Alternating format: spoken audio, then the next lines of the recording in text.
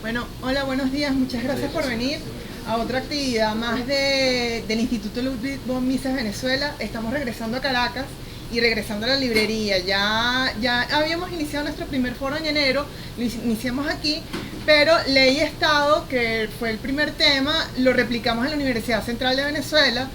El tema de precios lo replicamos. Disculpen, ¿está activo? ¿Está prendido?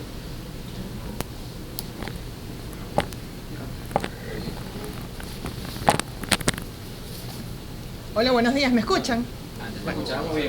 Bueno, si no me escuchaban también sin el micrófono, ¿verdad? Bueno, gracias.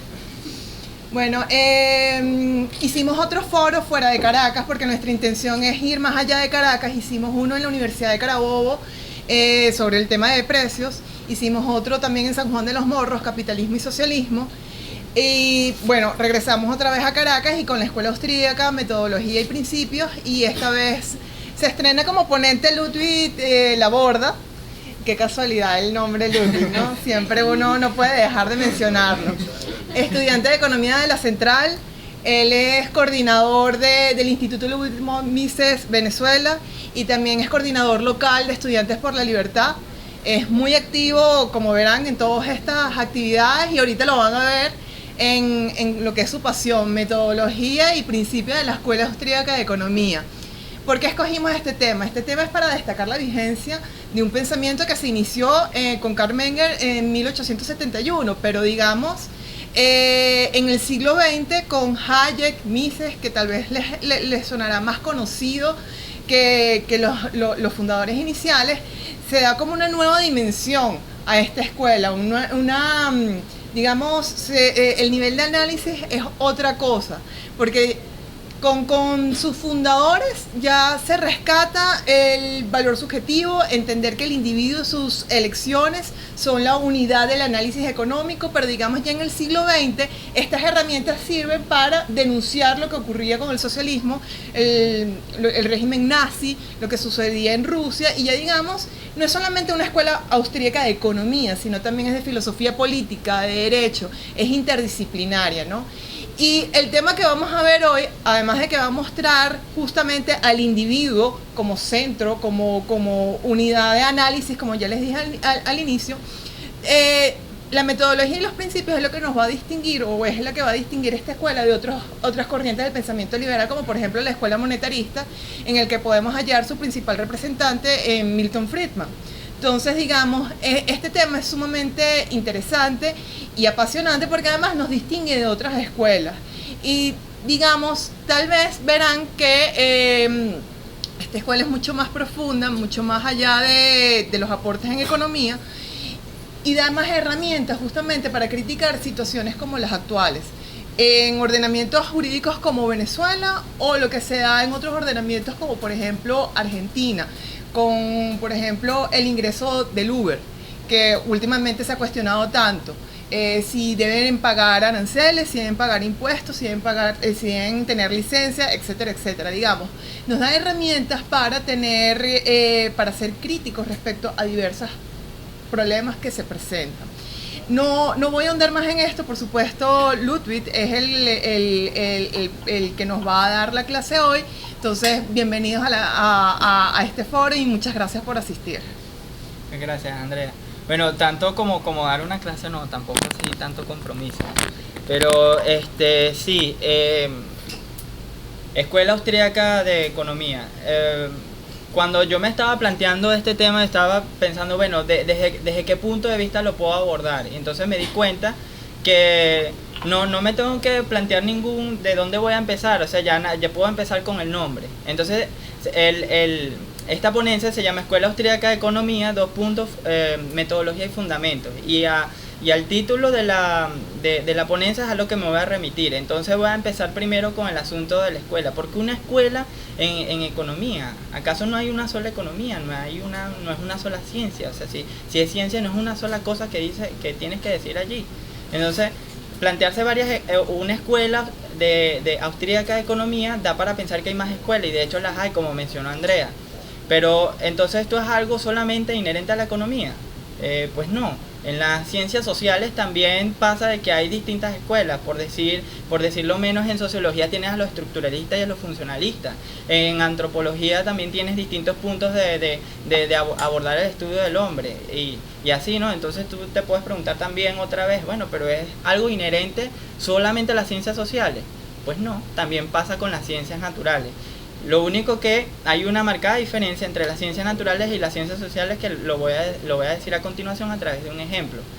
Cuando no se entendía muy bien cómo funcionaba la luz, habían varios planteamientos. Por ejemplo, está el planteamiento de Mesmer, que decía que el magnetismo era un flujo, así como el flujo eléctrico que permeaba las cosas. Entonces, de esa razón es que se producía la luz. Luego, Michael Faraday, él hace un experimento y dice, bueno, a partir del campo magnético surge el campo eléctrico, y entonces así se origina la electricidad. Entonces, mientras que Mesmer decía que era un conjunto de flujo, Faraday decía que era a través de una inducción que ocurría todo este fenómeno. Entonces no habían puntos claros, y bueno, todo el asunto de la luz era un misterio. Y no fue hasta que Maxwell planteó las cosas que ya se conocían en este tema en 4 ecuaciones, y de las resultas de esta ecuación se dio cuenta que la relación entre el campo magnético y el eléctrico daba una proporción igual a la velocidad de la luz, y se dio cuenta que la luz era una consecuencia de ambas cosas. Ahora, ¿por qué Maxwell pudo llegar a una respuesta tajante en torno al tema? Y digo tajante entre comillas porque siempre la ciencia se renueva, y cada vez podemos descubrir cosas nuevas que nos permiten explicar un poco más las cosas. Pero entonces lo que planteó Maxwell sin duda fue definitivo. ¿Y por qué fue definitivo? No solamente permitió la comprensión de la luz, sino que pudimos entender cómo funciona el espectro electromagnético, y gracias a eso hoy día nos podemos comunicar por radio, televisión, wifi, etc. Ahora, ¿por qué en las ciencias sociales no puede pasar eso? ¿O por qué no es tan sencillo establecer una objetividad en las ciencias sociales? Porque a diferencia de las ciencias naturales, nosotros estudiamos al hombre, y en cambio en las ciencias naturales tú estudias objetos. Entonces, como estudias objetos, tú puedes establecer un punto de objetividad, estás estudiando algo afuera. Pero cuando tú estudias al hombre, te la tienes que ver con la voluntad. Y la voluntad no es algo fijo, no es algo que ves allá afuera, es algo que está dentro de nosotros. Entonces, establecer términos objetivos dentro de las ciencias sociales es un poco más complejo, y por eso es que uno ve tantas escuelas dentro de las ciencias sociales. Ahora, ¿por qué austríaca?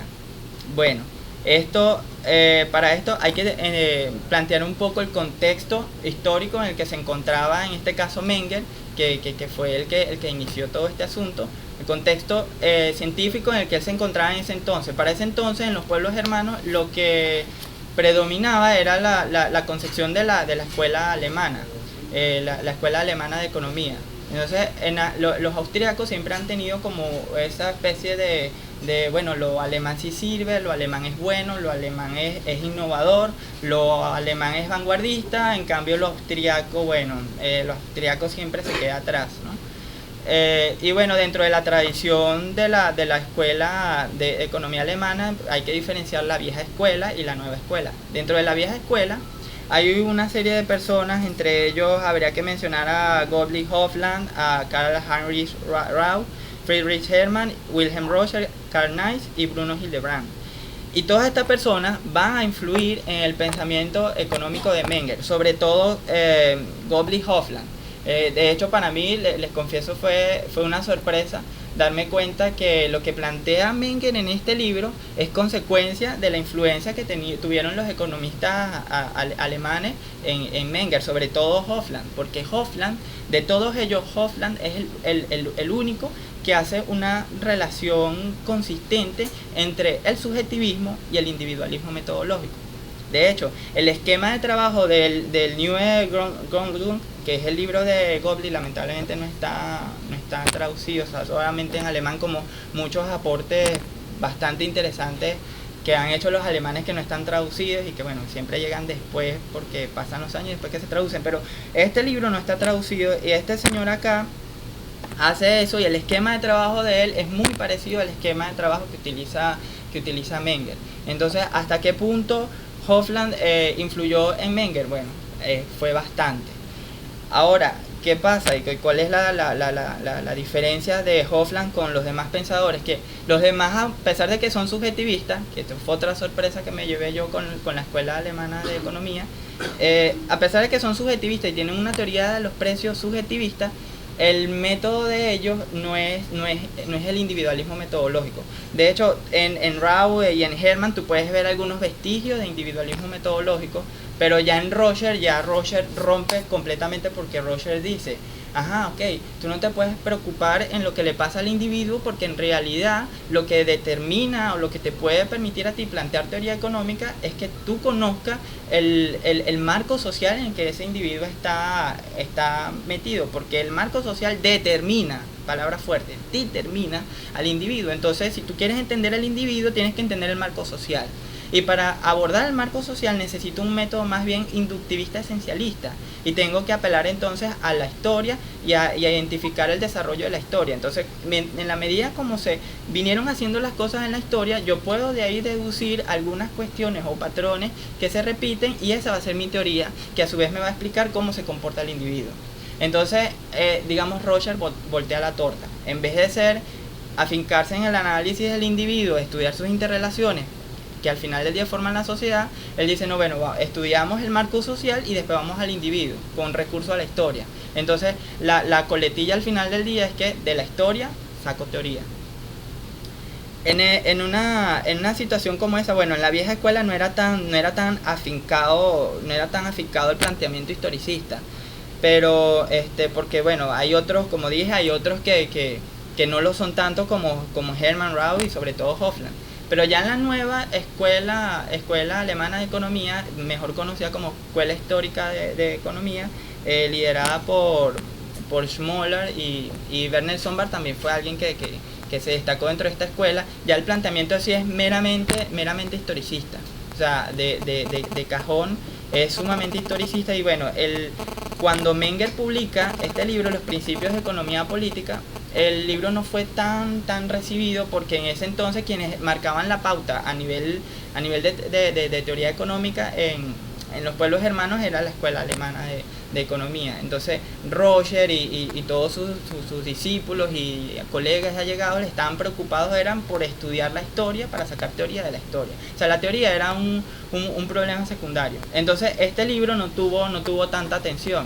Y Menger, y que fue lamentable, porque Menger apenas este era el primer libro de una vasta obra que englobara todos los asuntos económicos. Menger, dándose cuenta de eso y de que estaban más bien haciéndole énfasis al método, y que se estaban cometiendo sobre todo errores metodológicos en ese aspecto, allí es donde escribe su libro sobre el método, y es donde va a empezar la discusión esta que se conoce como la Methodenstreit, que es una discusión del método, donde Menger plantea, tú no puedes sacar teoría de la historia, más bien tú primero formulas una teoría, y con esa teoría es que comprendes la historia, o puedes hacer una interpretación de la historia más allá de contar las cosas que pasan, que la teoría te va a auxiliar a la hora de interpretar, y que es un error metodológico empezar por la historia.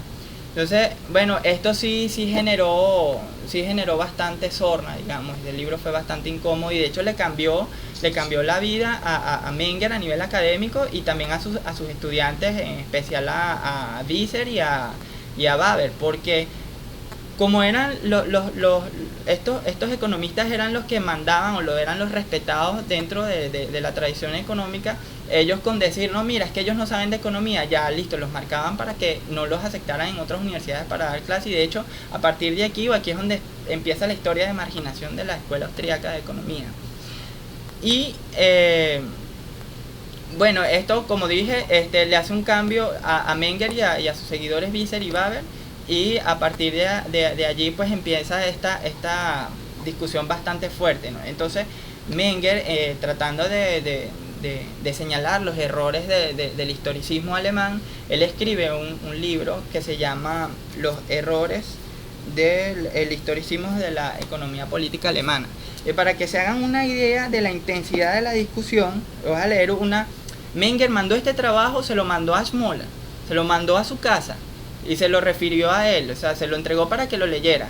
Y esta ha sido la mayor grosería que se le ha hecho o se le ha hecho a la escuela austríaca, o la mayor grosería que se le hizo en ese momento a la escuela austríaca de economía. Schmoller devolvió el libro con una nota, y la nota dice lo siguiente: dado que venía estampado como el autor, deduzco que debo agradecerle a usted personalmente el envío. Desde hace algún tiempo había sabido por diversas fuentes que este escrito era esencialmente un ataque contra mí, y la primera ojeada a la primera línea así me lo ha confirmado. Aunque reconozco su buena voluntad y su preocupación por instruirme, no por ello quiero apartarme del principio que me he trazado de mantenerme alejado de semejantes lances literarios. Me veo, pues, en la precisión de aconsejarle que imite usted también este comportamiento. De este modo podrá ahorrarse mucho tiempo y muchos sinsabores. Estos ataques personales, sobre todo cuando no espero de su autor ningún nuevo aliciente, los arrojo a la estufa o a la papelera sin molestarme en leerlos. De este modo nunca caigo en la tentación de aburrir al público con el espectáculo de ciertos profesores alemanes que actúan como matones literarios. No quisiera incurrir con usted en la descortesía de romper un libro suyo tan bellamente presentado. Se lo devuelvo, pues, con mis mejores agradecimientos y con el ruego de que le dé el mejor destino. Por lo demás, le quedo desde ahora agradecido por otros posibles nuevos ataques, pues, como dice el refrán, a más enemigos, más gloria. Acepte usted la expresión de mis mejores sentimientos, Gustav Schmoller. Y a esto, Menger le pudo haber respondido: pero qué condescendiente es usted, de verdad, muchísimas gracias por no haberlo tirado a la papelera y habérmelo devuelto. Pero fue una grosería, y sobre todo porque él dice que son ataques, pero ¿cómo sabes que son ataques si ni siquiera abriste el bendito libro? Entonces, a partir de allí, se generó toda esta discusión, y bueno, al sol de hoy, pues pocas personas recuerdan la escuela histórica alemana. O sea, quienes lo recuerdan son los académicos, y de paso por retruque, porque no podemos entender a Menger y no podemos entender la escuela austríaca si no entendemos la relación que tuvo con la escuela histórica alemana. Seguidamente, y hablando ya de la otra palabra, que es economía, bueno, escuela austríaca de economía, porque el tema que trata es principalmente económico, a pesar de, como dijo Andrea, estos pensamientos económicos se fundamentan con otras ciencias que por tener el mismo objeto de estudio que la economía, pues se interrelacionan bastante, como el derecho, la política, la psicología, la neurología, la comunicación, la filosofía, y para ustedes contar, cualquier ciencia que diga algo sobre el hombre va a estar relacionado con la economía y viceversa. Ahora, yendo con la metodología y los fundamentos. De lo que acabo de mencionar, de la relación de la escuela austríaca con la escuela histórica alemana, se deduce entonces que, bueno, que el método de la escuela austríaca es el subjetivismo y el individualismo metodológico. El subjetivismo, llanamente lo que plantea es que todas las relaciones que ocurren en sociedad tienen como fundamento último el sujeto, y es porque el sujeto es lo que estás estudiando. Cómo siente, qué padece el sujeto, cómo valora, todo siempre es a nivel de sujeto. Las teorías o el contenido económico no está fuera esperando a ser descubierto, sino que algo se convierte en económico cuando hay un sujeto, hay un individuo que así lo estaba valorando, y lo económico viene dado por el tema de que, bueno, tengo unas necesidades que quiero satisfacer, no tengo abundancia de recursos, tengo que utilizarlos de la mejor manera posible. Entonces tengo que economizarlo. Entonces de ahí es que viene la economía, de esa concepción subjetiva del individuo sobre las cosas que necesita para satisfacer sus necesidades. La otra herramienta es el individualismo metodológico, que de alguna manera, ya al hablar de subjetivismo, te lleva a remitirte al individualismo. Y tal vez sí valga la pena porque uno pudiese decir, bueno, pero ya estás hablando de subjetivismo y dice que el individuo es el que valora, entonces ya estás hablando de individualismo. Pero no, hace falta parte su estudio del individuo, porque inclusive tú podrías pensar que abordar el subjetivismo desde una concepción holística, es decir, que hay un solo individuo. Esta frase de todo es uno y uno es todo, de estudiar la unicidad o estudiar el todo. Entonces tú puedes decir, bueno, eso es subjetivista. Bueno, por eso es que se hace la aclaratoria de que, aparte de que es subjetivista, es individualista, es decir, que parte el estudio de cada uno de los individuos. Y como consecuencia de la aplicación del individualismo metodológico, ya en Menger, en este libro, en Principios de Economía Política, se prefiguran 3 niveles de análisis. Hay un escritor español, se llama César Martínez Meseguer. Él escribió un libro bastante bueno llamado la teoría evolutiva de las instituciones, perspectiva austríaca. Y en la parte metodológica él explica que hay 3 niveles de análisis. Está el primer nivel, que se refiere a lo que ocurre en el individuo aislado, es decir, cómo valora el individuo, cómo se produce el valor y cosas así. Luego está el otro nivel de análisis, que tiene que ver más con el intercambio, cómo me relaciono con el otro. Y va a un tercer nivel, que es un poco más extenso, que tiene que ver con las instituciones. Entonces, bueno, sobre estos niveles habría que diferenciar 2 maneras de que se ha abordado estos temas dentro de la Escuela Austríaca de Economía, y esto ya me lleva a mencionar el método que utiliza Mises y el método que utiliza Hayek, que podría pensarse que están contrapuestos, pero ya van a ver por qué no están contrapuestos.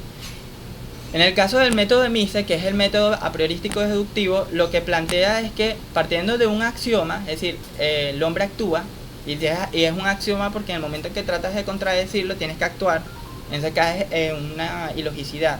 Entonces es un axioma, el hombre actúa, eso es algo que nadie puede negar. Y a partir de ese axioma yo deduzco unas ciertas cosas, como por ejemplo que un hombre actúa porque quiere estar mejor. O sea, si tú conscientemente sabes que lo que vas a hacer te va a perjudicar, no lo vas a hacer.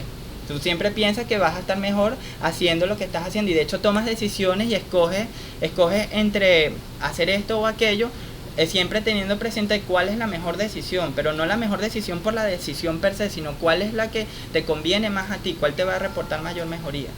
Y bueno, a partir de allí también se podía plantear, y yo siempre teniendo presente que quiero estar mejor, de que yo prefiero consumir algo hoy a consumirlo mañana.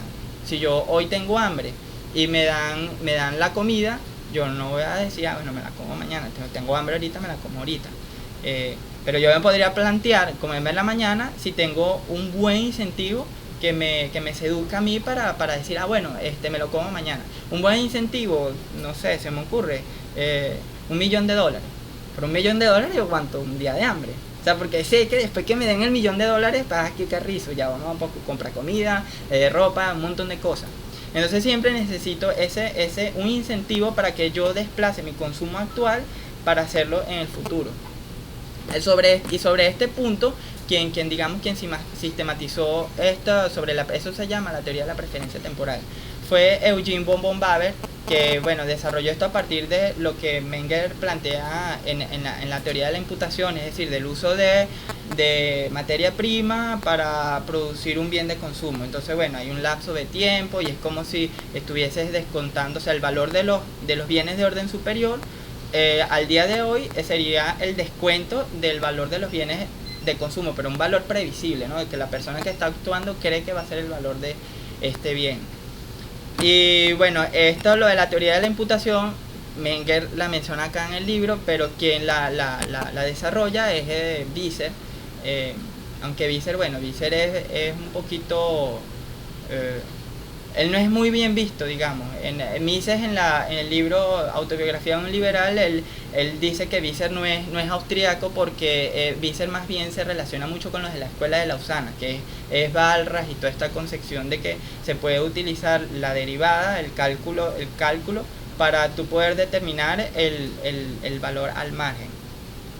Y ahora, ya que estamos hablando del valor al margen, y esto aquí sí voy a hacer un poco más de profundización en torno a las teorías, pero las otras que he mencionado las he mencionado de pasada. La del valor sí quiero extenderme un poquito más porque me parece que es la pieza principal de todo el edificio teórico. La pieza principal es la acción humana, pero a partir de lo que hace el hombre, de cómo valora el hombre o cómo actúa el hombre, es que yo puedo construir o deducir todo el montón de teorías que tiene la Escuela Austríaca de Economía. Entonces, bueno, fundamental para entender economía de cualquier escuela, fundamental es entender el valor y la relación del valor con el precio y el costo. Si sabes diferenciar qué es valor, qué es precio y qué es costo, lo demás lo puedes abordar mucho más fácil, las demás teorías económicas, y esto vale para cualquier escuela. tenemos siempre presente que el precio y el costo es una consecuencia de lo que estés planteando en el valor. Entonces, Menger en este libro, ¿qué es lo que plantea el valor? Dice que nosotros valoramos es al margen, es decir, cantidades parciales. ¿Por qué hace esta aclaratoria? Le hace esta aclaratoria porque ya venía, en la escuela clásica se venía discutiendo el asunto del valor. A escuela clásica, digamos, a Smith, David Ricardo, Malthus, Jean-Baptiste, toda esa gente. Entonces ellos decían que oye, mira, hay una cuestión aquí toda loca, ¿no? El agua es tan útil y vale tan poco. El diamante no es tan útil y vale muchísimo. Entonces, pero ¿por qué? Entonces, Adam Smith y rompiendo con la tradición subjetivista que ya venía inclusive de San Isidoro de Sevilla, un católico de por allá de 1200 y rompiendo también la tradición con los escolásticos tardíos del siglo de oro español y rompiendo con lo que planteó Cantillon y otros pensadores. Él dice, no, mira, lo que pasa es que hay una diferencia en valores, hay dos valores, está el valor de uso y está el valor de cambio. Entonces esa es la razón. Como el valor de uso es algo oscuro, eso tiene que ver con cómo cada quien valora, entonces yo no me voy a meter con eso, me voy a enfocar en el valor de cambio. Entonces, ¿cuál es la fiebre de Adam Smith a lo largo de toda la riqueza de las naciones? Conseguir un punto objetivo, es otra vez la persecución de la objetividad, que no es malo. De hecho, los planteamientos generales o las teorías pues son unas aspiraciones a objetividad, ¿no? Pero el asunto está que esta aspiración de objetividad de Adam Smith parte de un error, pues al separar el valor en dos. Entonces Adam Smith al final del día lo que hace es confundir valor con utilidad y con precio. Pero el valor de cambio, cuando Adam Smith dice en la riqueza de las naciones, valor de cambio se está refiriendo en realidad al precio. Y cuando está diciendo valor de uso se está refiriendo en realidad a la utilidad. Y el valor no es ni utilidad ni es precio. El valor es otra cosa. De hecho, la utilidad es una consecuencia del valor. Entonces, aquí, por eso es que Menger se ve en la necesidad de hacer la aclaratoria y dice, ¿y qué es lo que él va a decir? No hay tal paradoja, porque la gente no valora el agua. La gente lo que valora son las cantidades que tiene a su disposición para satisfacer su necesidad. Entonces, si alguien está en el desierto y viene otra persona y le muestra 3 dedos de agua y tiene 3 días sin tomar agua, esos 3 dedos de agua, ¿saben qué van a valer? Va a valer su vida. Entonces el valor que alguien asocia a una cantidad parcial es igual a la significancia que esa persona le da a la satisfacción de la necesidad. Ni siquiera este valor es sobre el agua en sí. El valor es sobre la significancia que él le da a la satisfacción de su necesidad, que luego hace una conexión causal entre el agua y la satisfacción de su necesidad y le atribuye al agua las propiedades de satisfacer la necesidad. Bueno, eso es otra cosa. Entonces, por simplificación uno dice, bueno, el agua... yo valoro el agua. No, en realidad lo que valora, en última instancia lo que valora es la satisfacción de la sed. Entonces, para esta persona, con 3 días sin tomar agua, no se está planteando el valor no sé, del montón de ríos que hay en Sudamérica o del agua dulce que hay en los Balcanes. No se está planteando eso, él se está planteando lo que necesita en el momento, o sea, su vida está en juego. Entonces, el valor sobre cantidades marginales o cantidades parciales se refiere a eso. El valor marginal y cualquier variable marginal que se utiliza en economía se refiere más bien a aquellas cantidades a las cuales está expuesto el sujeto que está decidiendo. Y ciertamente es así, y todos actuamos de esa manera. Entonces, por ejemplo, allí tienes un planteamiento objetivo, y quizás eso es lo que estaba buscando Adam Smith, pero hay que entender también que Adam Smith no era economista, Adam Smith era filósofo, y de hecho sobre filosofía escribió la teoría de los sentimientos morales y las clases que él daba. Hubo algunas anotaciones en las cuales salieron libros y son aportes impresionantes a nivel filosófico, y todo este asunto de cómo nos relacionamos con los demás y cómo operan las interrelaciones humanas, que es un aporte maravilloso. Pero en la riqueza de las naciones tú lees la teoría de los sentimientos morales y tú dices, wow, qué increíble este señor, de verdad que sí. Y entonces cuando lees riqueza de las naciones te dices, ¿qué le pasó? Ponche. Entonces,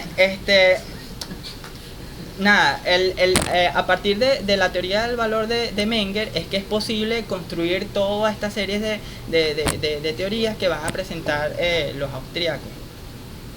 Pero a pesar de que Menger estableció los principios de la escuela austríaca, la escuela austríaca, si se quiere, quedó en un cierto abandono, porque bueno, Menger influyó con este libro muchísima gente, inclusive él llegó a influir a Marshall. Ahí está el libro de Marshall, que creo que está en la biblioteca de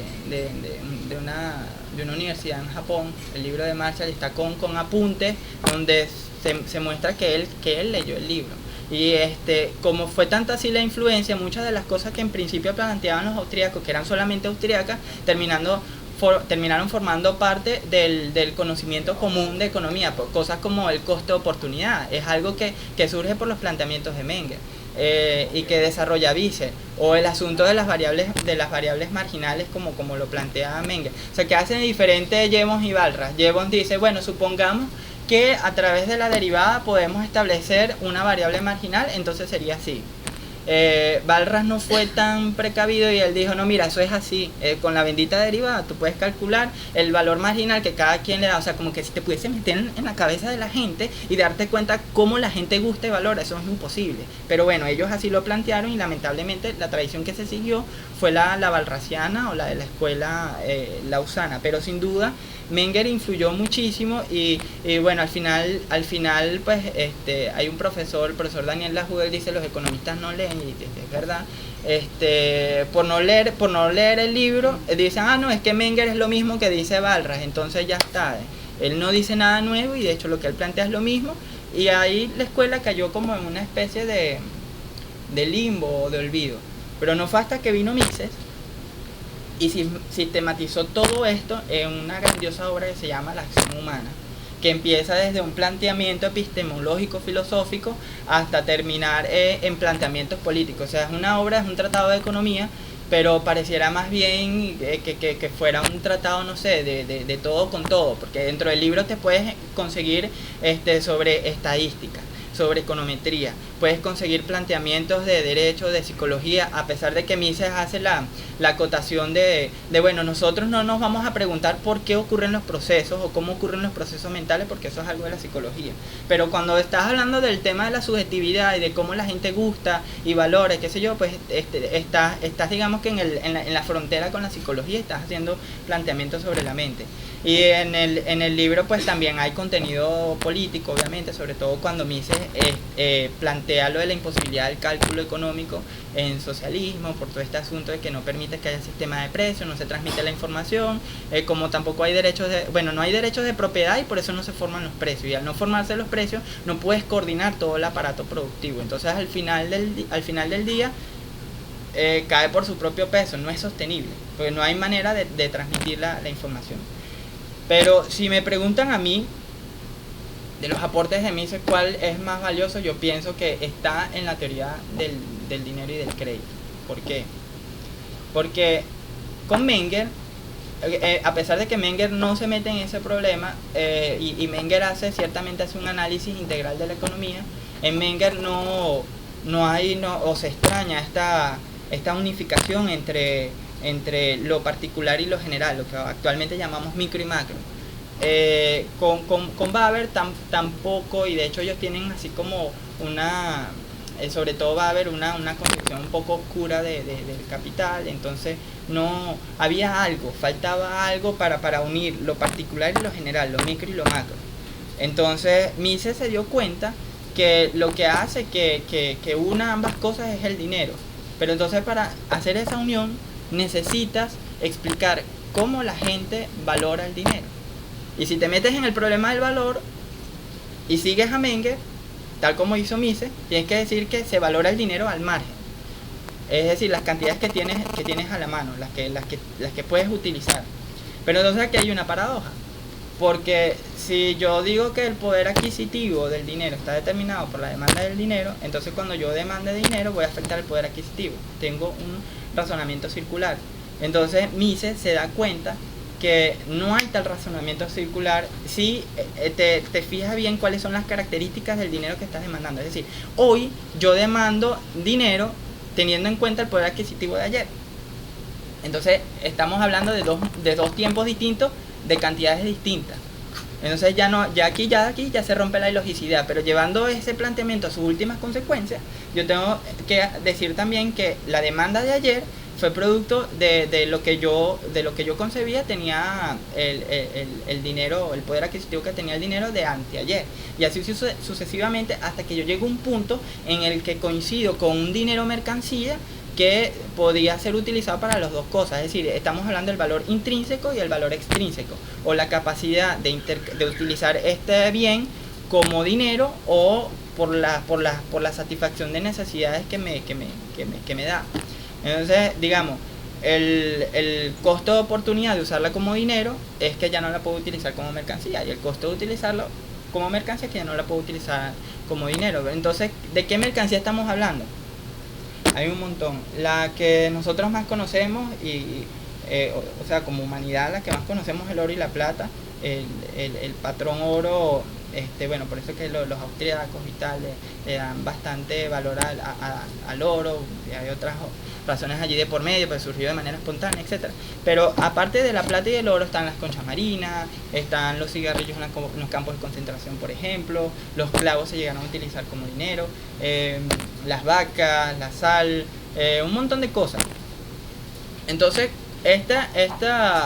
llegarías a ese punto, y llegados a ese punto, pues ya se acaba. Y entonces él con esto responde a una de las críticas que le hacían a su teoría, de que no, es que tu teoría implicaría irse ad infinitum. No te vas ad infinitum, porque llegas a un punto donde había un dinero mercancía, que es donde se acaba el tema.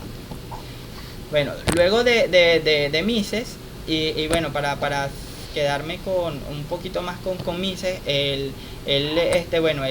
la acción humana sobre todo, y el método de él y la ciencia que él plantea, que es la praxeología, o el estudio de la acción humana, desde distintos enfoques o aspectos, y él en este libro va a resaltar más la parte económica, dejando abiertas las otras áreas, ¿no? Pero con este libro y el método que él utiliza es tremendamente bueno para analizar el primer nivel o para estudiar el primer nivel de análisis y el segundo.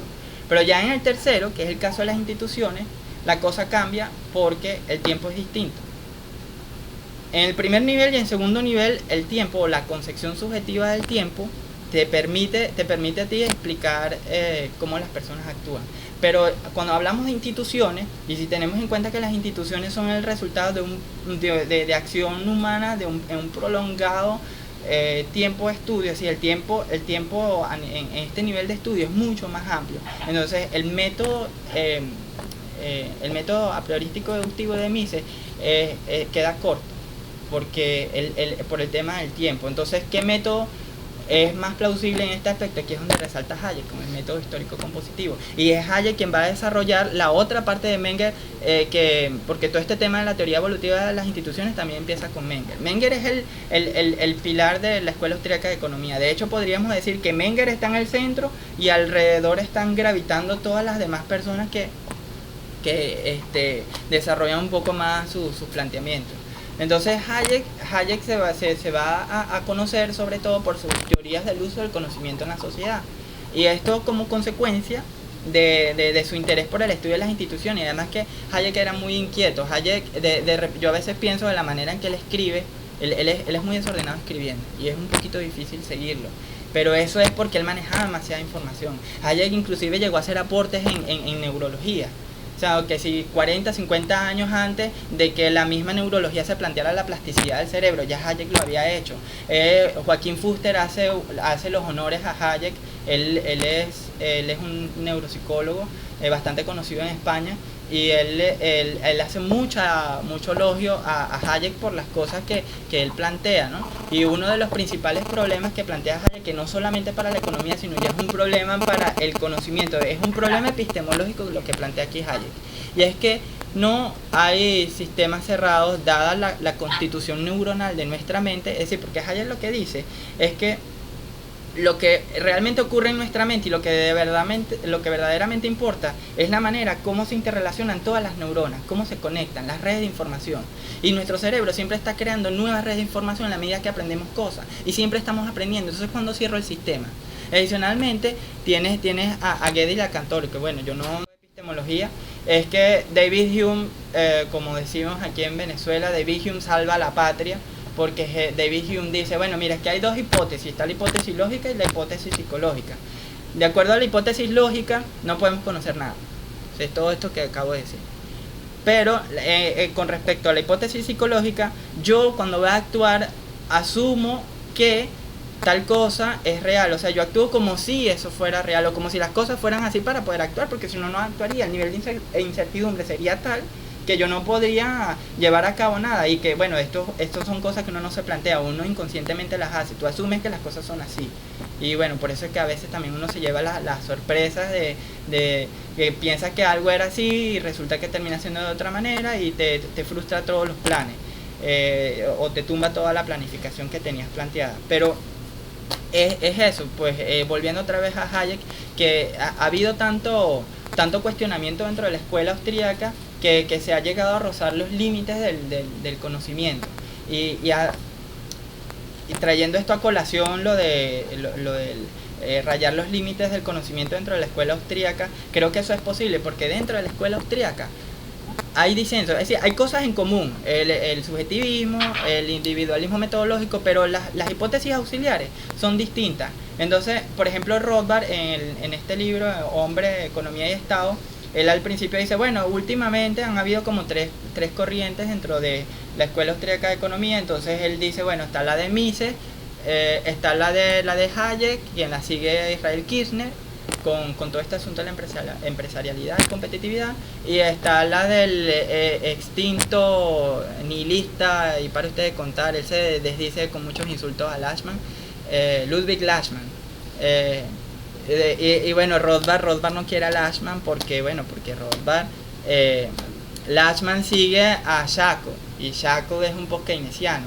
Y Jacob resalta todo lo que plantea Keynes en el capítulo 12, pero es que Keynes tiene planteamiento subjetivista. Entonces, si la escuela austríaca es subjetivista y tiene individualismo metodológico, entonces lo que dijo Keynes en el capítulo 12 sobre subjetivismo es algo interesante para plantearse. Y que de hecho Jacob así lo hizo y Lachmann siguió esto. Y entonces, con estas cosas que va a plantear Lachmann va a plantear de que la sociedad es una sociedad caleidoscópica, caleidica. Es decir, tú ves un caleidoscopio y tú al principio no entiendes, o sea, ves mucho desorden, pero detrás de eso, más que orden, lo que hay es armonía. Entonces Lachmann lo que va a plantear es que como cada quien actúa pensando en lo que el otro va a hacer, entonces eso hace que hayan cierta armonía o ciertas interrelaciones en el mercado cuando no es intervenido, ¿no? Y que bueno, que al final cada persona actúa porque tiene una manera particular de interpretar la información. No todos interpretamos la misma información. Tú puedes presentar aquí una información y todos la podemos ver, pero cada uno se va a hacer una idea distinta de esa información. Y eso es porque, explica Lachmann, cuando tú tomas decisiones, tú tienes en cuenta tu memoria y tus expectativas, y tu memoria son las experiencias que tú viviste, y nadie ha vivido lo mismo que has vivido tú. Tú en todo caso compartes tus vivencias con un montón de personas, pero no hay una persona que haya vivido exactamente lo que tú viviste. Y las expectativas también van a estar condicionadas por las cosas que ves hoy y por las cosas que viviste. Entonces, si las cosas que viviste son tuyas propias y tú valoras cosas distintas, entonces las expectativas tampoco son comunes. Entonces no puedes hablar de agregados de expectativas, o por ejemplo como hacen los monetaristas con las expectativas adaptativas. Es decir, que hay unas expectativas generales, o sea, que las expectativas son particulares y cada quien tiene su propio proceso de decisión. Entonces, en un caso como este, o sea, Lachmann llegó a estas conclusiones tan, digamos, radicalmente subjetivistas a partir de lo que plantea Keynes en el capítulo 2. ¿Y qué dice Keynes en el capítulo 2? Pone un ejemplo, el concurso de belleza.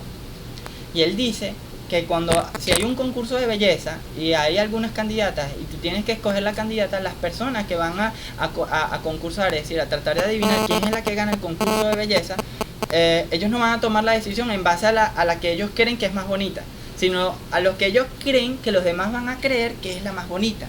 Entonces, al final del día, tus valoraciones o tus decisiones las tomas sobre las decisiones de otros.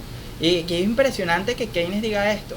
Y bueno, y en parte no, porque era exitoso en la bolsa. Keynes se destacó muchísimo por hacer muy buenas operaciones en la bolsa, y era porque entendía cómo funcionaba la bolsa. Keynes entendía cómo funcionaba el mercado. Entonces otra vez tú te preguntas, concha, pero ¿qué le pasó? ¿Por qué se puso a decir todas las chorradas, más capítulos? Entonces, ya, hace todo que es tremendo aporte, y yo creo que es lo fundamental. De hecho, Keynes, él llega a decir, no, es que el mercado opera con las fuerzas oscuras del tiempo y la ignorancia. Y a partir de ahí se van a agarrar O'Driscoll y Rizzo, que son estudiantes de Lachman, para decir que en última instancia, para resolver el problema económico, lo que hay que discutir es cómo conocemos, que es algo que ya Hayek ha avanzado muchísimo, y cómo concebimos el tiempo.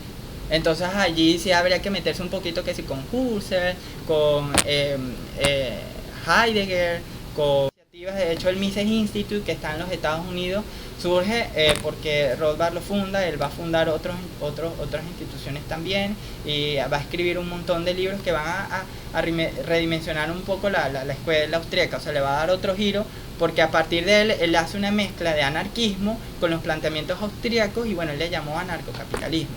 Y bueno, actualmente hay una serie de pensadores que digamos, son de la escuela austríaca de economía, pero también se dicen anarcocapitalistas. Y con esto quiero hacer una aclaración: no significa que la escuela austríaca es igual a anarcocapitalismo. O sea, porque la escuela austríaca, al final del día, lo que es un planteamiento económico. Pero si tú dices que el mercado es mucho más eficiente que el Estado, que el mercado puede solucionar todos los problemas que hay en la sociedad, siempre y cuando se dejan a los individuos actuar libremente, entonces si llevas eso a últimas consecuencias lógicas, tú tienes que también llevarlo al asunto de seguridad y justicia. Eso es lo que plantean los anarcocapitalistas. Pero bueno, dentro también hay personas que siguen la escuela austríaca de economía y son minarquistas, o sea, porque el tema es que el anarcocapitalismo es un planteamiento político. La escuela austríaca de economía lo que hace es un planteamiento económico. Entonces esa es, digamos, la diferencia, ¿no? Pero entonces, dentro de estos economistas austríacos que se dicen anarcocapitalistas, tenemos a Hans Hermann Hoppe, a Jesús Huerta de Soto, Walter Block, Robert Hicks, José Salerno, Tomás Di Lorenzo, Robert Murphy, Mark Thornton, Jeffrey Tucker, Philip Bagus, Miguel Ancho Bastos, y hay otros economistas austríacos actuales que, bueno, no son anarcocapitalistas, pero son austriacos, pues. Entonces está el profesor Martín Kraus, Juan Ramón Rayo, tenemos una figura venezolana, el profesor Daniel Lahoud, que está, digamos, está en la vanguardia dentro de la Escuela Austríaca de Economía con sus investigaciones. Y bueno, así está el asunto, ¿no? Y actualmente, bueno, la Escuela Austríaca de Economía está publicando en numerosas revistas, y se han estado publicando bastantes libros, y hay muchos temas abiertos de investigación. Y otra vez, estos temas abiertos de investigación existen porque hay disenso dentro de la Escuela Austríaca de Economía. Como dije, hay un punto en común que tienen todos, pero siempre hay discusión, y esa ha sido la clave de que dentro de la escuela austríaca se hagan planteamientos bastante importantes. Y uno de esos planteamientos sumamente importantes y que nos pueden explicar lo que está pasando actualmente en el mundo, y específicamente en Venezuela, tiene que ver con la teoría del ciclo económico austriaco, que elaboraron conjuntamente Mises y Hayek. Pues Hayek lo complementó con el asunto del uso del conocimiento. Entonces, con esta teoría del ciclo económico, el ciclo económico es un punto ciego dentro de la teoría económica. Hay muchas teorías del ciclo económico, y muchas dicen qué pasó, pero no describen cómo pasó. La Escuela Austríaca de Economía es la mejor teoría que hasta ahora existe en los ciclos económicos. No digamos que es una teoría perfecta, no existe teoría perfecta, pero es la mejor teoría que hasta ahora hay, y a través de esa teoría incluso se puede explicar cómo fue el proceso de la crisis del 2008 con la subprime, y se puede inclusive hacer una descripción de lo que ocurre actualmente. Y en el caso de Venezuela, y bueno, nada más voy a acotar el asunto del petróleo porque, bueno, de hecho esto da para bastante, y aquí agradezco al profesor Daniel Lahoud porque él me compartió un trabajo que hizo sobre la enfermedad holandesa. La enfermedad holandesa establece que si tú tienes una materia prima que estás explotando, qué sé yo, esta materia prima al final del día lo que hace es desplazar los demás sectores de producción, haciendo que estos sectores sean menos productivos y realzándose la producción de esta materia prima.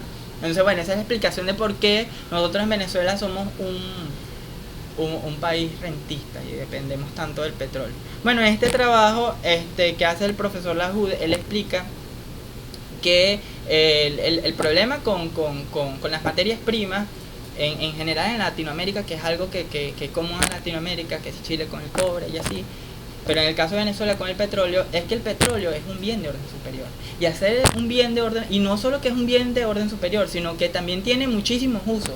El petróleo, a partir del petróleo se pueden elaborar muchos bienes de consumo. Entonces, en el momento en que tú te fijas que el petróleo es un bien de producción, ahora entiendes por qué es tan volátil el precio del petróleo.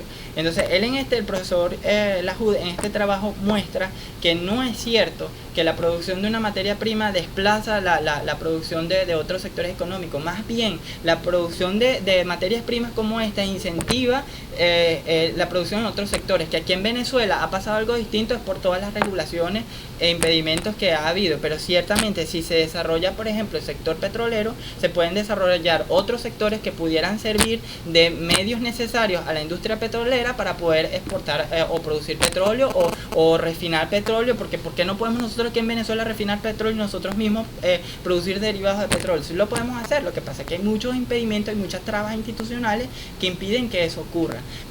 Y entonces el profesor aquí hace algo, en este trabajo hace algo sumamente interesante, y es que él muestra que en Holanda, la enfermedad holandesa no es holandesa. En Holanda no pasa. En Holanda tienes un conjunto de sectores económicos que están floreciendo conjuntamente con el petróleo. Y bueno, además que el uso que se hizo en Holanda es diferente al petróleo. Pero todo esto de reconocer que el petróleo es un bien de orden superior y que tiene distintos usos, y por tanto el costo de oportunidad del petróleo es alto si produces esto o aquello, eso se deduce completamente de la teoría de la imputación de Karl Menger, es decir, de establecer que hay una estructura productiva dentro de la economía. No es que en la economía solamente hay bienes de consumo, que eso es lo que afirman actualmente los economistas. ¿Y cómo lo afirman? El Producto Interno Bruto, ¿qué es? Es la sumatoria del súper interesante sobre ese asunto para replantear cómo se calcula el producto e incluir dentro del cálculo del producto las otras etapas de producción necesarias para llevar un bien de consumo a la mesa. Entonces, bueno, yo pienso que la escuela austríaca todavía tiene mucho que decir, sobre todo en el aspecto monetario, porque ese es otro punto flaco dentro de la teoría económica, que hay mucha desinformación sobre el dinero, cómo funciona el dinero, y tiene sentido que sea así. Yo ya me falta poquísimo para terminar la carrera y no me han dado la primera materia de monetaria. Las cosas que yo he sabido de monetaria, de teoría económica monetaria, porque me las ha dado el profesor Daniel Lahoud, porque él da finanzas y él aprovecha y mete porque él sabe que no se da. Lo único que se da en la escuela es una electiva, que es política monetaria, pero no forma parte dentro del pensum. Entonces, ¿en qué se hace énfasis? En la política fiscal, en lo necesario que es el gasto para reimpulsar la economía, está. Pero sobre el dinero no se dice casi nada. Entonces, la escuela austríaca tiene toda una tradición de discusión en torno a este tema, e inclusive hace planteamientos sumamente vanguardistas, como por ejemplo la eliminación del Banco Central como causa principal de los ciclos económicos. Eso está dentro de la teoría del ciclo económico austríaca, de que la creación de moneda, es decir, la creación de base monetaria o la impresión de dinero o la creación de medios de pago es lo que produce las distorsiones dentro de la economía. Porque el dinero, si hacemos una analogía, una metáfora, el dinero es como si fuera ese aceite que permite que todos los engranajes coincidan, porque de hecho es a través de un medio de intercambio que es posible acercarse lo más posible a las valoraciones que hace cada individuo de la forma del precio. Y bueno, ya para finalizar quiero remarcar algo, ya que dije lo de los precios, algo que hay en torno a las teorías de formación de precio entre la escuela austríaca. Resulta que no hay una teoría de la formación de precio dentro de la escuela austríaca. Hay muchas teorías de la formación del precio dentro de la escuela austríaca, y bueno, siempre hay debates en torno a esto. Entonces, pero nada más para destacar 4, está Mises, que plantea el precio como desde el punto de vista de la generación del precio, de cómo se genera el precio. Hayek hace el énfasis en cómo se transmite información a través del precio. Israel Kirzner, él plantea de cómo el precio me permite a mí descubrir nuevos modos de producir o de satisfacer necesidades o de crear cosas que no estaban satisfechas o de crear cosas que sean valoradas o sean consideradas como bienes por las personas que están allá afuera y las demandan y las usan. Y Lashman lo hace desde el punto de vista de la interpretación. O sea, de hecho Lashman va a decir, oye, bueno, vale que se transmite la información, pero es que al final del día falta que haya alguien que la interprete, no todo el mundo interpreta igual. Entonces en Mises tienes la generación, en Hayek tienes la transmisión, en Kirchner tienes el descubrimiento y en Lashman tienes la interpretación. Y bueno, de aquí en adelante todavía de verdad hay bastante campo de investigación dentro de la escuela austríaca por las preguntas que se están haciendo, muchas preguntas abiertas bueno, que espero yo que en la medida de lo posible y que cada vez se adhieran más personas a esta corriente, pues haya la posibilidad de haya más investigaciones y que surjan nuevos aportes a la economía. Gracias.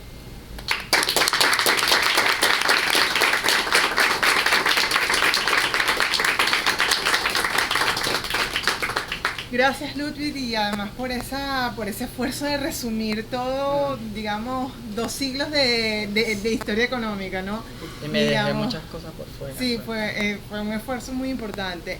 Claro, la Escuela Austríaca de Economía es un planteamiento económico, pero claro, con implicaciones en otras áreas. Yo como abogada, definitivamente, por ejemplo, en mi aproximación al derecho, yo no puedo olvidar a Hayek con Camino de Servidumbre, La Fatal Arrogancia, derecho, legislación y libertad, esa distinción entre ley y mandato. No todo lo que se plantea como ley o formalmente ley es ley. Una cosa es un instrumento que te permita ejercer derechos y libertades y otras muy distintas son órdenes y directrices. Ya va anticipando Hayek desde el año 44 con Camino de Servidumbre. Un ordenamiento jurídico lleno de mandatos es un régimen totalitario. Sí, un planteamiento económico es la Escuela Austríaca de Economía, pero que tiene implicaciones políticas. Y en el primer en el que podemos empezar a advertir de esa forma tan contundente y tan clara es con Hayek. Hayek te dice, toma determinadas medidas económicas y eso va a tener un resultado político. Entonces, eso lo vemos en autores como Hayek. Luego, ya más adelante, digamos, otros aportes que también uno como abogado o uno, digamos, como profesional o uno que tiene sus inquietudes y ya justamente es una filosofía. Claro. También es un planteamiento filosófico, es el rescate del individuo. El rescate del individuo frente al Estado, ya sea en la corriente del liberalismo clásico, el Estado en su mínima expresión, o del anarcocapitalismo, eliminar, atomizar por completo el Estado y entregar el poder a los ciudadanos. Es un planteamiento individuo frente al Estado y eso lo vamos a ver en cada una de estas obras, ¿no? Entonces, digamos, si es un planteamiento económico, destacaste, digamos, los principales aportes de estos economistas, pero digamos, es tan profundo el análisis que tiene implicaciones filosóficas, políticas, jurídicas. Es que empezó por la economía, pero cuando ellos intentaron explicar otras cosas se dieron cuenta que solo desde la economía no lo podían hacer. Entonces, porque por ejemplo el asunto de, ya que mencionas el tema legal, el asunto de, bueno, yo voy a intercambiar, pero entonces para intercambiar, ¿qué voy a intercambiar? ¿O qué puedo intercambiar? Entonces solamente puedo intercambiar lo que es mío. Entonces te metes con el asunto de la propiedad. ¿Y cómo me hago yo propietario de eso? Bueno, ya, listo, ya hiciste ya eso es terreno de derecho. Entonces tienes que hacer análisis legal de este tipo de cosas. Entonces no te vas a inventar una teoría económica de la propiedad. O sea, anda a los que ya hablaron sobre la propiedad, filosofía del derecho, etcétera. Y justamente también en materia de propiedad privada son otro de los grandes aportes de la Escuela Austríaca de Economía. Ahorita lo vemos con Hans Hermann Hoppe, con la ética de la propiedad privada, rescatando esa idea de sin propiedad privada no puedes ejercer otros derechos y libertades. Y por supuesto en regímenes totalitarios, en regímenes que estrangulan derechos y libertades, el primer derecho a atacar es la propiedad privada. En obras como la de Hans Hermann Hoppe, lo que te dicen, por ejemplo, en Libertad y Socialismo, es no existe una única forma de afectar la propiedad. Con quitarte la titularidad, con quitarte, ya no eres propietario, no es la única forma. Socavan los otros atributos, disposición, uso y goce. Socavan los otros atributos, ya estás naturalizando la propiedad. Por ejemplo, él es en estas obras es uno de los que primero denuncia los impuestos son una forma de afectación de la propiedad privada. No como está previsto, por ejemplo, en el ordenamiento jurídico. No, los impuestos per se, que son formas de redistribución, también son formas arbitrarias, son formas de afectación de la propiedad privada. Esas advertencias, estemos de acuerdo o no, esas advertencias se las debemos a la Escuela Austríaca de Economía. Porque por supuesto algunos defenderán no los impuestos porque pagan bienes y servicios. No, la Escuela Austríaca de Economía te empieza a decir, esos bienes y servicios solamente lo puede prestar el Estado. Rothbard te lo anticipa. El Estado es esencial para prestar esos bienes y servicios. No estés de acuerdo conmigo, pero por lo menos pregúntatelo. Pregúntase si efectivamente es necesario el Estado en todas esas áreas, o si efectivamente es necesario el Estado. Entonces, digamos, sí es un planteamiento económico, pero que tiene consecuencias en otros aspectos, como toda acción. Y que bueno que mencionas este asunto de los impuestos, porque ¿por qué se cobran impuestos? Para garantizar bienes y servicios básicos. Pero entonces, detrás de todo eso, ¿qué afirmación implícita hay? Es que bueno, yo Estado, digamos, entendiendo Estado como un conjunto de personas que están allí, personas de carne y hueso como todos nosotros. O sea, quitémosles el velo mágico al Estado. Pero eso yo Estado, o sea, yo una persona así como ustedes, yo sé mejor que ustedes cómo ustedes deberían satisfacer sus necesidades de salud, de educación, y para ustedes contar la larga lista que hay detrás de todo eso, dependiendo si es más intervencionista o menos intervencionista. Eso ya es a niveles, ¿no?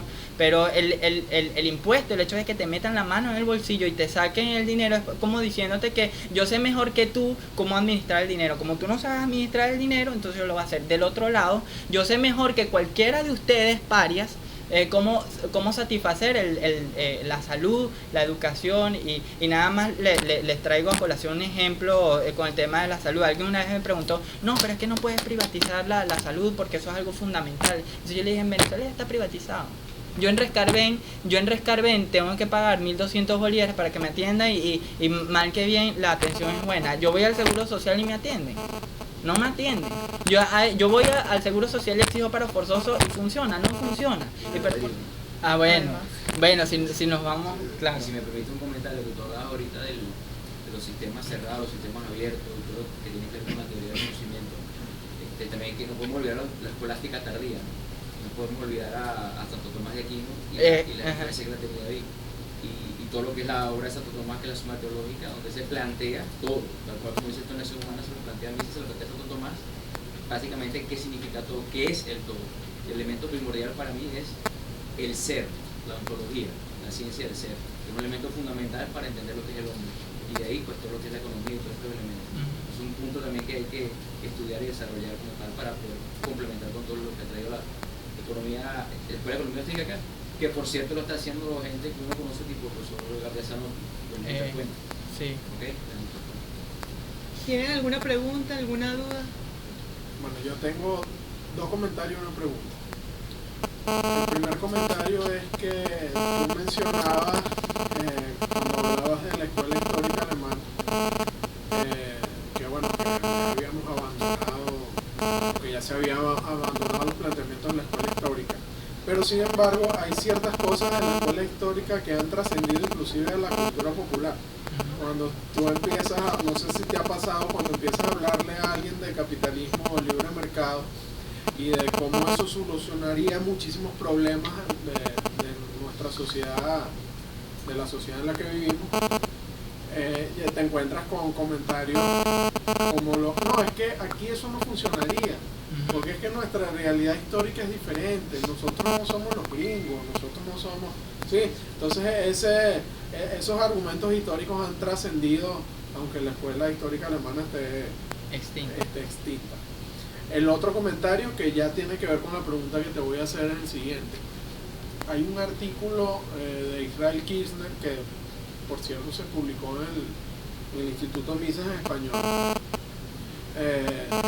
donde él rememora a Rothbard, ¿no? Y rememora a Rothbard con una crítica, y es una crítica que a mí me parece muy buena, porque él hace hincapié en que Rothbard y otros austriacos que siguen la línea de Rothbard, como en este caso él nombra a Joseph Salerno, okay, hacen una diferenciación de métodos dentro de la escuela austriaca que Israel Kirchner considera errónea. Entonces él pone el ejemplo de que para ellos la teoría de la imposibilidad del socialismo de Mises es una totalmente distinta de la teoría de imposibilidad del socialismo de Hayek. Y sí, por las implicaciones metodológicas de cada uno de ellos. Y Israel Kirchner dice, no, mira, señor Rothbard y compañía están pelados, es complementario. Entonces él hace un análisis respecto a eso, e inclusive nombra a Lachmann y en un pie de página, y entonces dice, me sirvo de criticar y por favor pedirle bueno, Rothbard ya estaba muerto, a los que continúan la tradición de Rothbard, un poquito de respeto por grandes economistas como Lachman y Hayek, que muchas veces los dejan atrás. Y entonces mi pregunta es, ¿qué opinas tú de este dogmatismo que parece haber en este sector de la escuela austríaca representada por el Mises Institute en Estados Unidos, empezada principalmente por Rothbard? Ok, bueno, primero sobre lo de la escuela histórica alemana, lo que quise decir es que nadie recuerda esa escuela, o sea, nadie sabe que esa escuela existió, y usualmente nadie sabe quién era Schmoller, que es el más famoso, o Roger. El profesor que me dio historia económica general, yo le hablé de esa escuela. En ese entonces cuando estaba empezando el semestre, me interesé muchísimo por la historia del pensamiento económico y estaba leyendo el libro de Eric Roll, y sobre el otro que estás planteando. Yo pienso que una posición dogmática como esa no es conveniente. No es conveniente si tú eres una persona que al final del día lo que buscas es el conocimiento. ¿Por qué? Porque te estás limitando, pierdes aportes. Lachman hizo tremendos aportes, pero ¿por qué a Lachman no lo quieren? Porque es que sigue a Keynes, pedazo de loco. O sea, ¿cómo está siguiendo a Keynes? Pero es que ni el mismo Keynes. O sea, tienes que leer a todo el mundo, así no te guste. Tienes que leer a todo el mundo porque siempre puedes sacar algo. Por ejemplo, en el caso de Marx, que usualmente la gente no lo quiere, ni siquiera los socialdemócratas no lo quieren. Bueno, de hecho el movimiento socialdemócrata surgió como una crítica a Marx, ¿no? O sea, ellos eran marxistas y después, oye, pero chamo, bájale dos, ¿sabes? Nos podemos aliar con los burgueses y tal, que haya mercado, y entonces los pechamos con impuestos y garantizamos educación y salud. Movimiento socialdemócrata. Pero inclusive Marx es alguien interesante para leer, porque Marx, ¿qué es lo que está haciendo Marx? Criticando a Adam Smith. Entonces, dado que Adam Smith fue el que cometió el error con la teoría del valor, ese error no se lo podemos achacar a Marx. Marx lo que hizo fue llevar a sus últimas consecuencias lo que estaba planteando Adam Smith y señalarle las incoherencias que estaba diciendo. Entonces, si tú dejas de leer a Marx, no entiendes a Adam Smith, y viceversa. Si no lees a Adam Smith, no entiendes a Marx. Entonces, si no lees a Hayek, no entiendes algunos planteamientos que hace Mises, y viceversa. Igual Lachman. Pues Lachman tiene muchas cosas importantes que decir, y Hayek también, a pesar de que Hayek a nivel político sea... Pero, por ejemplo, todo lo que él planteó de neurología, todo lo que él planteó sobre el uso del conocimiento en la sociedad, el asunto el énfasis que él hizo en el orden espontáneo, toda la diferenciación entre ley y mandato, y dejando de afuera, bueno, y todos los aportes que hizo en la fatal arrogancia y las explicaciones, las descripciones del hombre. O sea, todo eso te lo vas a perder porque es que él no dice muerte al Estado. O sea, los pensadores, ninguna persona en general, ninguna persona es un paquete compacto de cosas. Entonces, nosotros, como nos relacionamos, incluso a nivel interpersonal, nosotros no nos relacionamos con todas las características de alguien, solamente hacemos simpatía con las cosas que nos agradan de esa persona, y a veces nos damos cuenta de cosas que no nos gustan y uno evalúa las cosas que te gustan y no te gustan. ¿Vale la pena seguir interactuando con él? Sí, claro, uno no lo racionaliza de esa manera, lo hace de manera intuitiva. Lo mismo pasa con los autores, también son personas. Y cosas que nos gustan y cosas que no nos gustan. Mises tiene planteamientos erróneos. Por ejemplo, Mises es parte de la idea de que es posible una ciencia económica completamente disociada de la ética. Entonces las consecuencias o los planteamientos que yo hago, las conclusiones económicas, son simplemente técnicas, no tienen ningún juicio de valor de por medio. Entonces habría que preguntarle a Mises, o sea, ¿tú estarías de acuerdo en que si se lograra, por ejemplo, una sociedad completamente feliz, donde estuviese planificada centralmente, o sea, pero suponte que ocurriese, entonces tú renunciarías a defender la libertad? Tendrías que decir que sí entonces, porque se supone que no tienes juicio de valor. Pero no, a Mises levantaría la mesa y la tiraría. Así como le dijo a Hayek, un montón de gente le dijo que eran socialistas, a Milton Friedman y tal. Entonces sí hay juicios de valor de por medio. Entonces, por ejemplo, yo con eso no combino con Mises, pero no por eso yo voy a decir que no va a leer La acción humana, que ese libro no sirve para nada, porque el tipo estaba loco por hacer planteamientos, decir que no había una dimensión ética dentro de los planteamientos teórico-económicos, por ejemplo. Eso es lo mismo calza para Hayek y lo mismo calza para Lashman. Hay que leer a todo el mundo, huevo, harina, agua, hay como que algunas cosas fundamentales que las necesitas, pero si a ti te gusta mucho la vainilla, pues tú le vas a echar vainilla, y si te gusta chocolate, le vas a echar chocolate.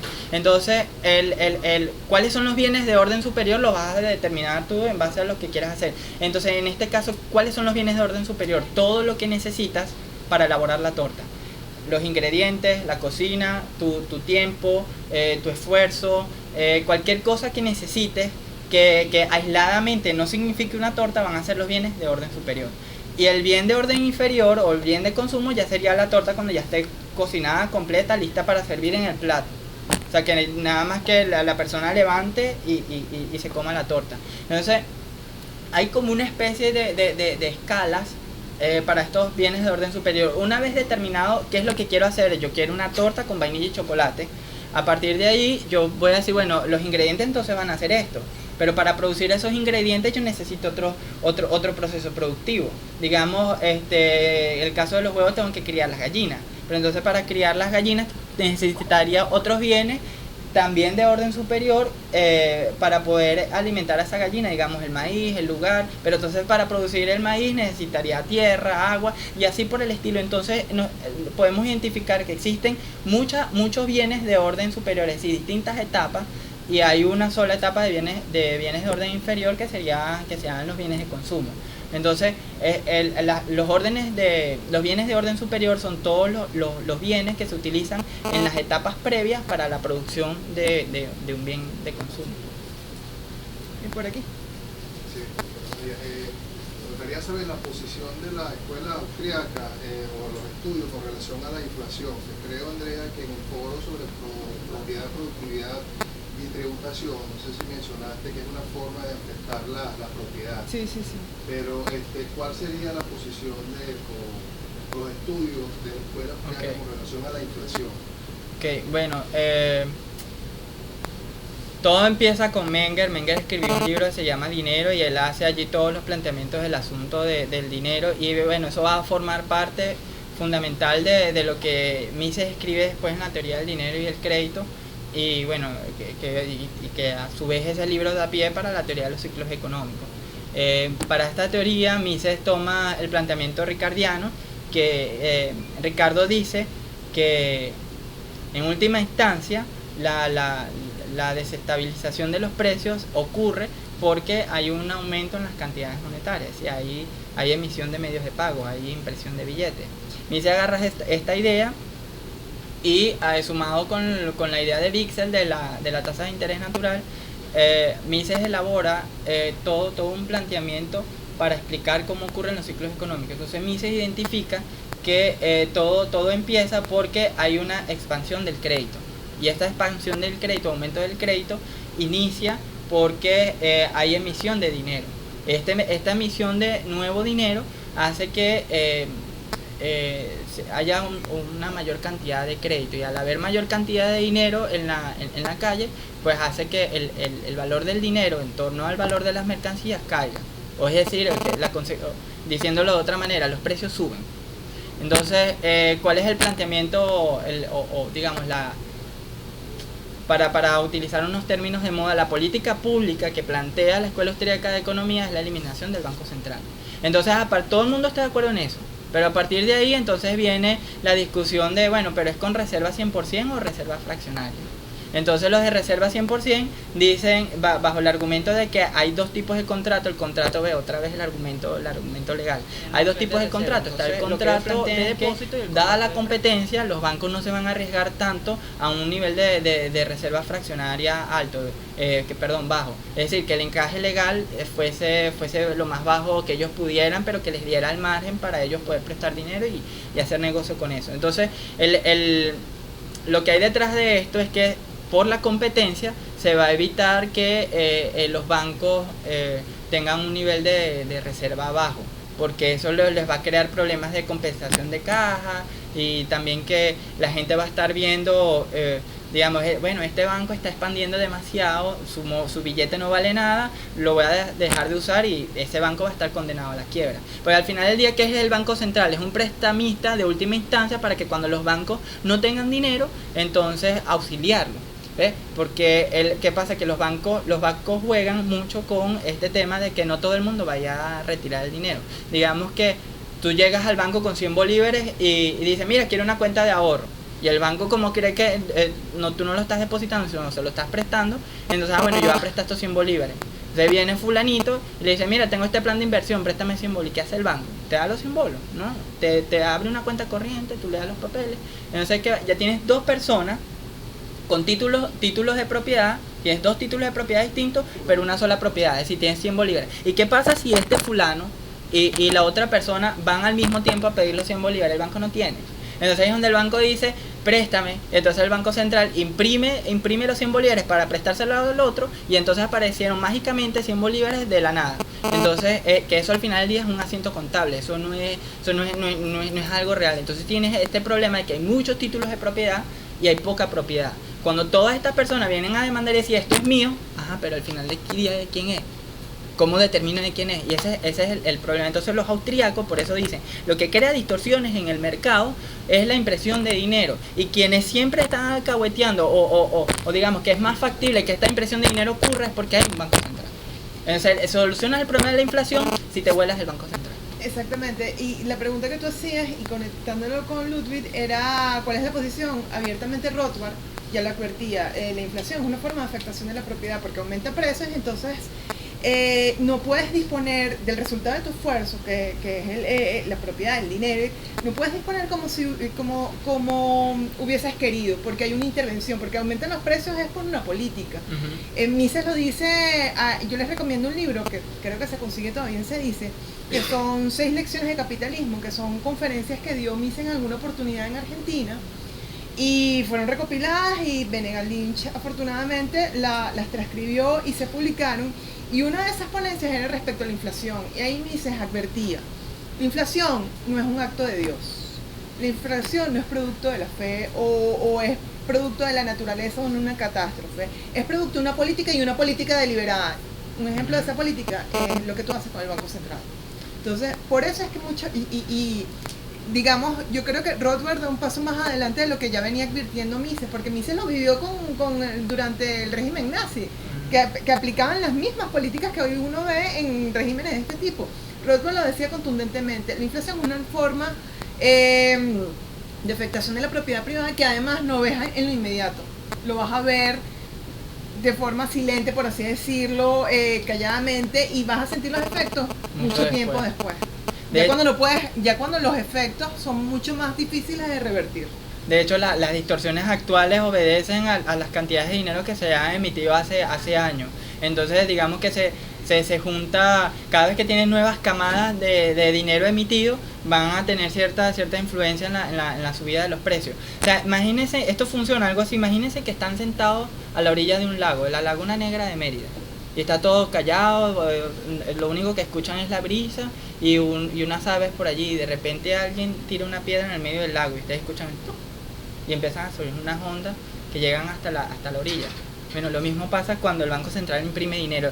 Esa impresión de dinero es como si fuera esa piedra que distorsiona la armonía del nivel del agua y crea unas ondas. Lo primero que se afecta es donde primero caiga la piedra. Es decir, que cuando se imprime nuevo dinero, los primeros precios que se afectan es en los sectores de la economía que inicialmente se utiliza ese dinero. Y ese efecto, en la medida en que estas nuevas personas tienen nuevo dinero, se va a ir expandiendo hacia otros sectores en la medida que se va gastando el dinero, hasta que llega hasta las manos de los pobres diablos que son los consumidores, y entonces cuando van a la bodega a comprar la comida, entonces los precios, sí, ya has perdido poder adquisitivo. Entonces, precisamente de manera peyorativa para describir lo que sería el corporativismo o el mercantilismo en el siglo XIX.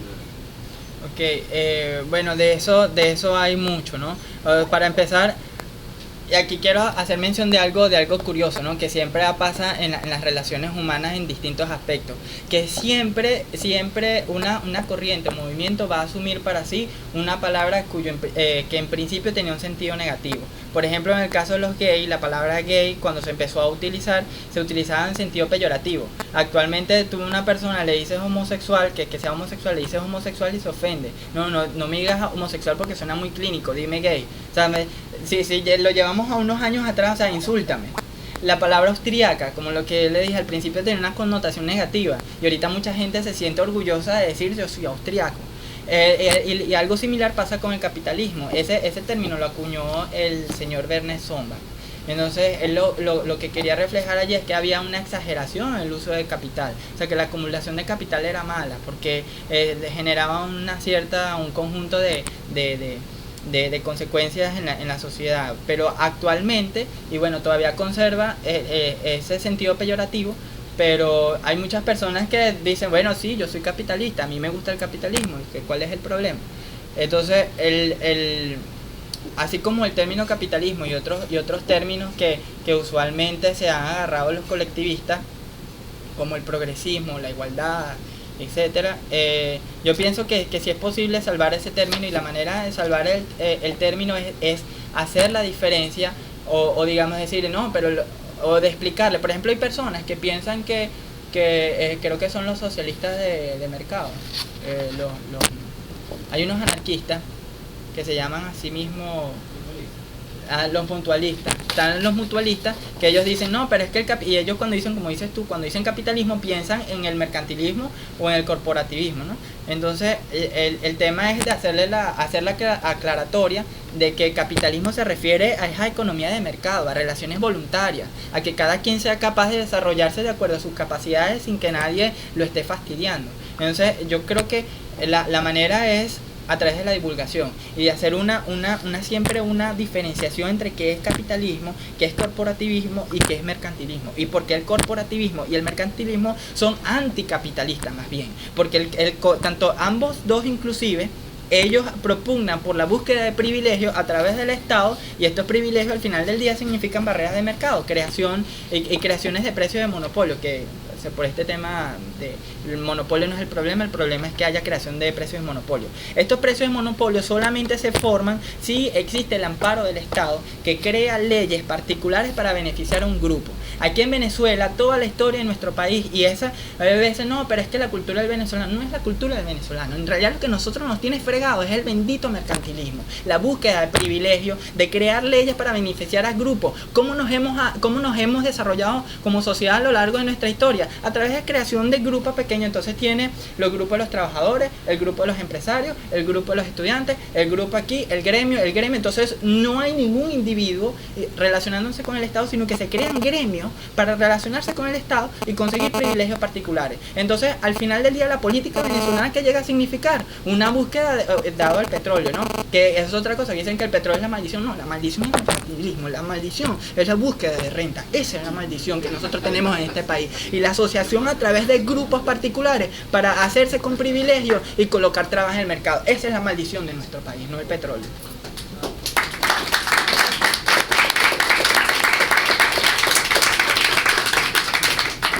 Bueno, muchas gracias, Luz, y gracias por tu pasión, de verdad, por... No, ese tema me molesta bastante.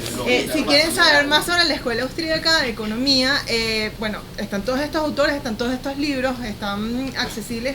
Creo que en la mayoría de las librerías, también está en la librería de Cedice, sí. En la biblioteca de Cedice, no sé si en las bibliotecas públicas.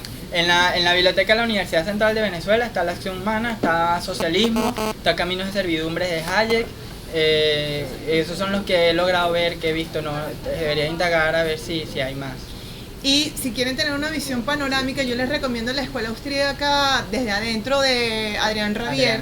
Son 3 tomos, pero te enseñan primero este esfuerzo de sintetizar los principios de la escuela, pero también la perspectiva de las distintas corrientes que existen. No es lo mismo Israel Kirzner por un lado que Huerta de Soto. Es una lectura totalmente distinta.